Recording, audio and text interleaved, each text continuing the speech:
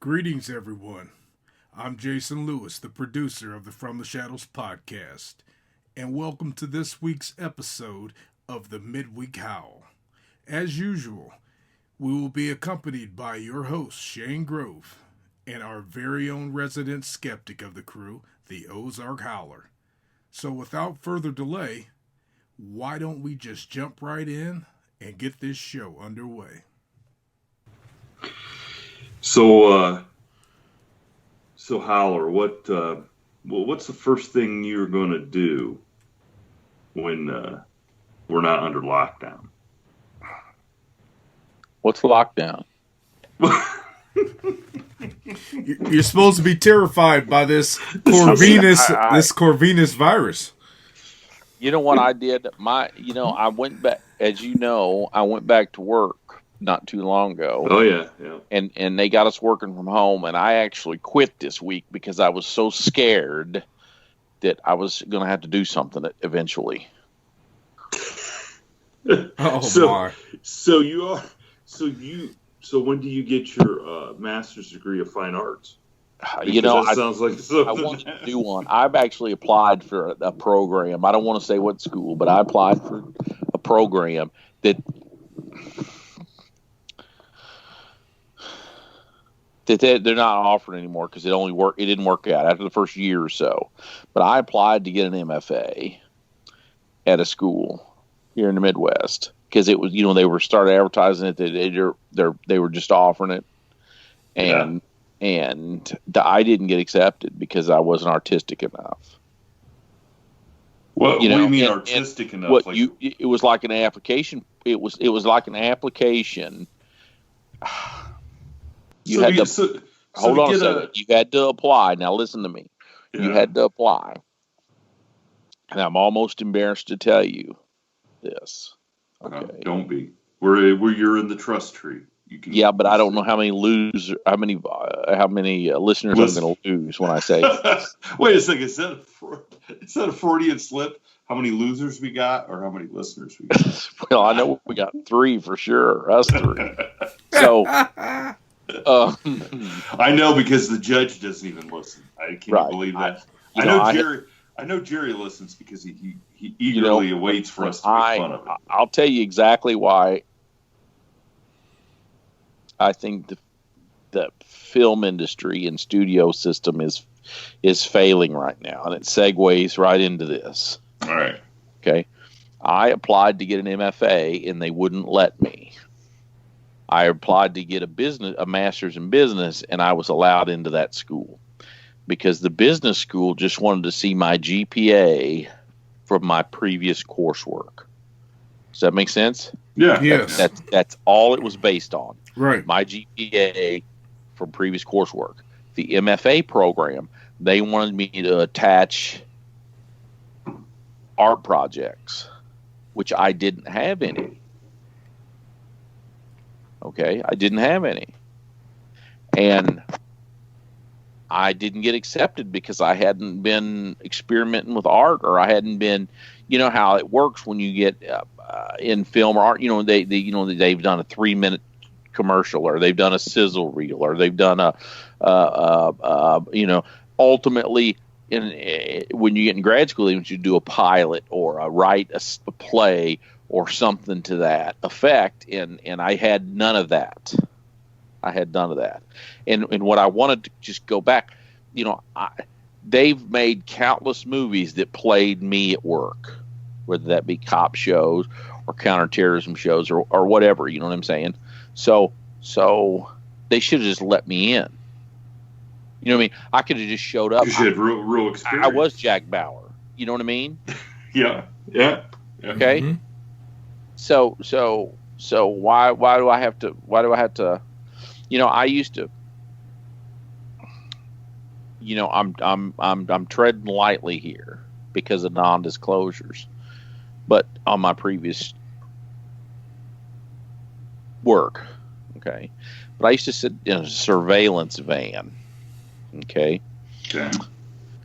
Just like you'd see in the movies, some dude sitting in a surveillance van. I used to sit in a surveillance van and surveil. I don't even want to go down that down that road. Maybe I will for the album, but not now. Okay. But anyhow, and it used to not really bug me, but I used to think if this is a movie, what we're doing at work every day is a movie. So when I applied for that program, and ultimately I obviously didn't get accepted, but all I got to do is go act naturally, and I am almost 007. I'm at least Dukes of Hazzard. Okay. On a bad day, I'm Dukes of Hazzard. Okay. On a good day, I'm Miami Vice, and on a super good day, I'm, dare I say, James Bond. I'm James Bond. You can say whatever you want. I'm James Bond without the freaking wardrobe and a bigger pistol. You know what I mean? I'm you know what I mean? Yeah. Yeah. So which by the way, I watched Goldfinger was on last night. Oh, that's a real James Bond. You know what? Anybody, if I grew up, we're all about the same age. So I grew up, in the James Bonds that were on TV were mostly Roger Moore. Yeah. They kind of had gotten away from showing some of the Sean Connery stuff. So it wasn't until I got a little bit older and I could really figure out that James Bond started and ended with Sean Connery. Now, I will give Daniel Craig, like Sean Connery's 1, maybe Daniel Craig's 1A. Because Daniel Craig's done pretty well. But I like Daniel Craig. Yeah. Yeah, but I mean, Timothy Dalton, Roger Moore, who was the other guy that was in there? Oh, Pierce Brosnan. Oh, for God's sake. Oh, I like Pierce. No, stop. That's why you didn't get into the program, right there, because you got bad taste. Pierce Brosnan, how could anybody take him serious as James Bond? Well, what you don't understand, James Bond is, 007 is almost a metaphor in that, what you represent is James Bond is not necessarily the one that pulls the trigger, but he brings the weight of the government, whether that be the British, on you. I heard that General George Patton, the World War II armor guy, had a little plaque in his office that said, "You may represent," and I might mess this up because I'm doing this ad lib. "You may represent the power to overthrow me, but you will personally never be able to defeat me." And what he meant by that is, if you come in there, there's an old saying where I grew up, "Fuck fighter, go for your gun," and one-on-one, you weren't going to be able to. So when you put Pierce Brosnan, he doesn't have to be a badass because he just gets out his flip phone and he calls in SAS or the regiment or somebody comes and wipes these people out. You know what I mean? Yeah, but that's not what Pierce Brosnan does not do for me. Is I see how cool and suave and just put together Sean Connery is, and then I see Pierce Brosnan singing on Mamma Mia very badly, I might add. And I'm thinking, how could they sell this guy? That's because, let me tell you why. Because, he's got nothing to prove to nobody. He's already conquered. He's already quelled the uprising. He's went around the world and killed the bad guy. Well, if he wants to sing, he can sing. What was his show before he got? Was it Remington Steele? Remington Steele. It was Remington Steele. See, anybody that played the guy named Remington Steele shouldn't be James Bond. No, he should just stick with Remington Steele. You've got to understand that there's a component of upper crust there. Remington, he's a British upper crust, right? Here, displaced in America, wasn't he, or something? I don't remember exactly because I was watching Dukes of Hazzard. Don't. You were watching Cagney and Lacey. Yeah, I know it. Don't tell me. Simon. That's what I was watching. That's a real detective show. Simon. Yeah. Or Quincy. I said something to my daughter about Quincy the other day, and she didn't even know what I was talking about. How about Riptide? Remember Riptide? A little bit. I think a lot of those shows were written. Who's the great writer that those guys were written by? Is it Stephen J. Cannell? Yeah. That's exactly, I think, who did most of them. You know, how would you like to have met that guy back in the day? He must have had a mind, right? Well, think of what the royalty checks are for that guy. Well, I mean, it had to be, something, right? Because I think he did. Didn't he do Magnum PI too? Are you looking it up right now? I'm going to. Googler. I know you're a Googler. I'm not a Googler. I'm gonna look it up on IMDb because I'm an IMDBer. An IMDb. All right. Okay. He's got it bookmarked to Chris Hahn's page. No, hey, listen, I got it bookmarked to my page. Oh, okay. So, all right. Steven. Hey, I got 3 different pages, so top that. So you want to? Here you go. You ready for this? Ready. He wrote Rockford Files. Of course. Okay. The A-Team. All right. 21 Jump Street. The Greatest American Hero. Boy, these are some bad movies. Hunter, Silk Stockings, Hawaii Five-0, Renegade, The Commish. Holy smokes. Cobra, the TV series, not to be confused with the movie. Confused with the movie. It was a great movie, wasn't it? I don't know about that. Thunderbolt Row. What the heck was that? That was a great movie. Let's remake it. Sounds good. That's from 1989.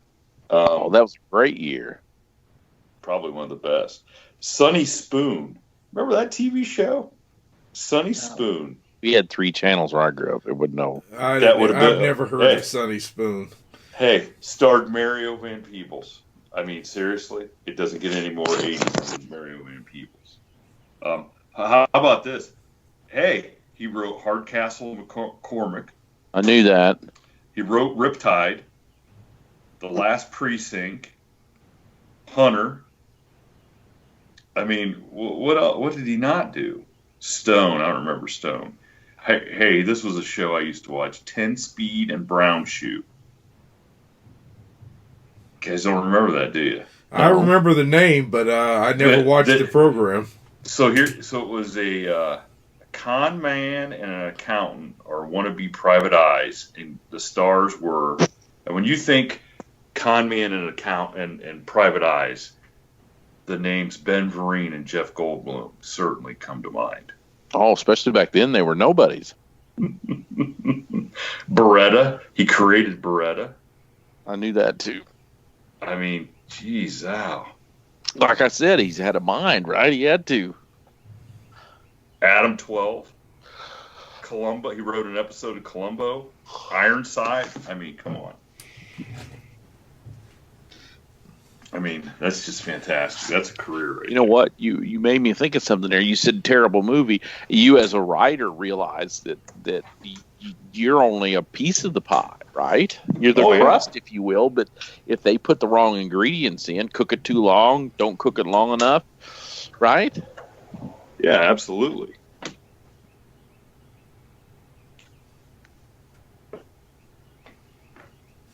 Now, where are you going? Yeah, where you going? We can hear everything you're doing.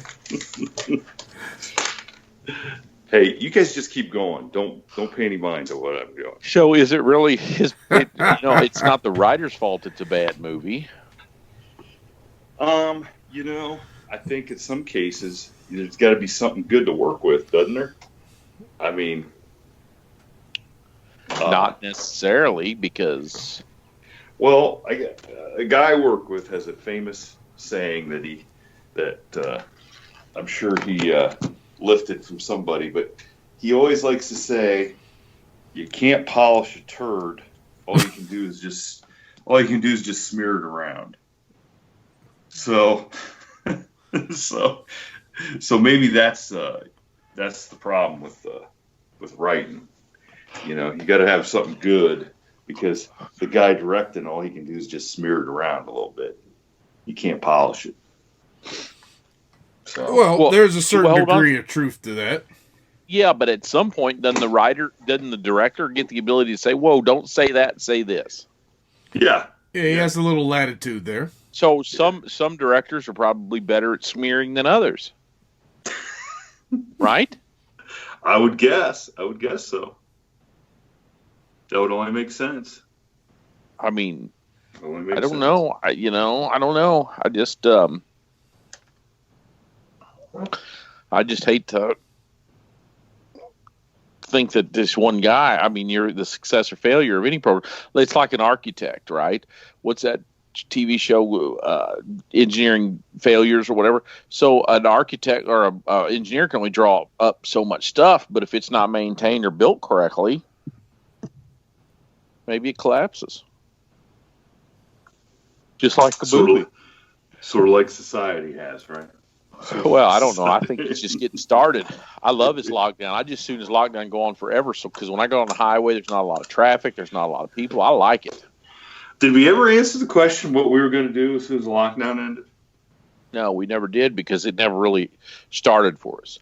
I know you're going to work every day, and I kind of do what I want every day. And Jason's going to work every day. So it didn't really matter. It didn't really matter to us. So the only difference it's made is, let me see. Can't go to the gym.